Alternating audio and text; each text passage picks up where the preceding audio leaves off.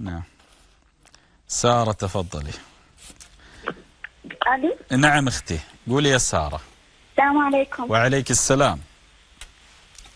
اول شيء بدي اشكر طاقم البرنامج لانه تعبتم كثير لرد على اتصالاتي، ساعدتم كثير والله. نعم. ثاني شيء يا شيخ، انا عندي مشكلة، او بالاحرى مشكلتي مع الاديان. مشكلتك مع الاديان؟ هلا انا امي مسيحية وابي مسلم. مع ان والدي مسلم يا شيخ، بس لا ينص لا بالاسلام، يعني ما له علاقه بالاسلام، بس مسلم على الهويه، يعني مكتوبه بس مسلم. زين. فهمت علي؟ ايه فاهم عليك. وهلا انا يا شيخ يعني مع انه تربيت هيك، بس ما مشيت على دين معين، يعني شبه ملحده، يعني بعرف بآمن انه في الله، بس انه لا هيك ولا هيك. انا تعالي يا سارة، جيتي والله جابك. تعالي. مش سامعة. بقول تعالي، جيتي والله جابك. أول شيء الله يهدينا وياكي. قولي آمين. اسمعي يا سارة، اسمعي. الحين لو طبيب أخطأ في عملية طبية، هل تسيئين لعلم الطب؟ لا.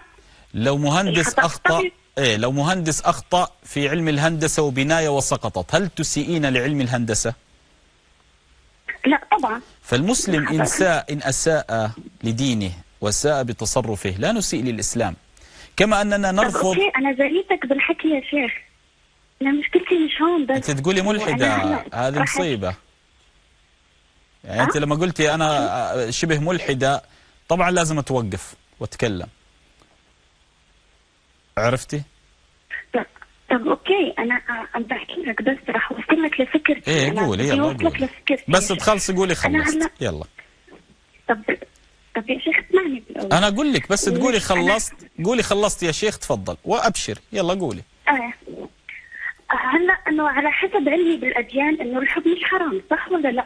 زين كملي، لا تساليني، كملي خلص اللي عندك وبعدين. فانا يا شيخ هلا انا عمري 21 سنه وطالبه جامعه، فانا تعرفت على شاب سعودي يا شيخ مسلم وهيك، فهداني للطريق الصحيح، انه الحمد لله تعرفت على الدين وتعرفت اكثر. بس انه مشكلتي هلا انه امي انا مش عربيه، ففكره انه اقنعها انه انا راح ارتبط بشاب مسلم هاي زعجتها، فهي هون المشكله.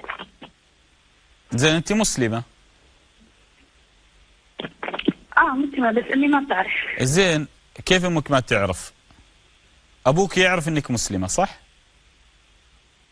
لا ما بيعرف اصلا. والدي حكيت لك مش يعني مسلم على الورق، يعني يا اختي ابوك لا شيء له علاقه بالاسلام. هو لا تعقد الدين، هو يقول لا اله الا الله. بحياتي ما سمعته. ولازم تسمعيه عشان تثبت انه مسلم؟ مصيبه. عمرك سمعتي انا قلت لا اله الا الله؟ سمعتي رجا لغه الاشاره يقول لا اله الا الله؟ يا شيخ انا بحكي لك عوالدي انه بحياتي ما سمعته زين اسمعي، او حكى عن الله. هو يقول انا مسلم؟ لا ما بيقول انا مسلم، اصلا احنا ما بنحكي عن الاديان بالبيت. يا اختي نعتبره مسلم هويه وهو مسلم، ما حد لا هو فعلا مسلم هويه يا شيخ. يا اختي ما يحق لنا نطلع حد من الاسلام، يرضى عليكي، ما لنا علاقه نطلع حد من الاسلام، ترى هي مو جمعيه ندخل حد ونطلع حد ولازم تعال، ما لنا علاقه حنا، خلاص ولد مسلما يبقى مسلما. علمتي؟ هذه مساله، انت بالان مسلمه ما يحق لك ان تتزوجي الا بمسلم، هذا شرع الله عز وجل شانه وتقدست اسماؤه.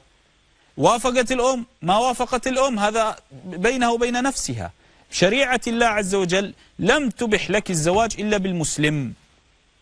علمتي؟